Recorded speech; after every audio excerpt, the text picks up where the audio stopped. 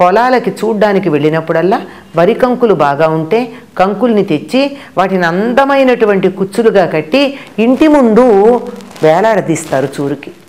ఆ ఇంటి ముందు ఉన్నటువంటి ఆ ధాన్యపు కంకులని పిచ్చుకలు వచ్చి ఒక్కొక్కటి తుంచుకుని వెడుతూ ఉంటాయి.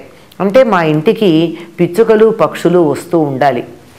ఏ ఇంటికైతే పక్షులు వచ్చిపోతూ ఉంటాయో ఆ ఇంటికి శుభం ఉంటుంది అంటారు. కింద పడేసినటువంటి వాటన్నిటినీ ఈ ధాన్యం తీసుకొచ్చి అక్కడ మిగిలిపోతే వాటన్నిటిని అలా బయట చల్లుతారు. అవన్నీ పావురాళ్ళు మొదలైనటువంటివి తింటూ ఉంటాయి. అంటే ఇట్లా పశువులకి పక్షులకి కూడా కృతజ్ఞత చూపించటం.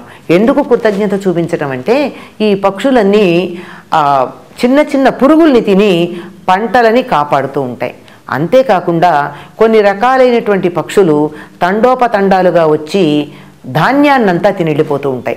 వరి ధాన్యాన్ని కాదు కానీ అపరాలని మనం చెప్తూ ఉంటామే, కందులు, పెసలు, మినుగులు మొదలైనటువంటి వాటిని పక్షులు తినిళ్ళిపోతూ ఉంటాయి.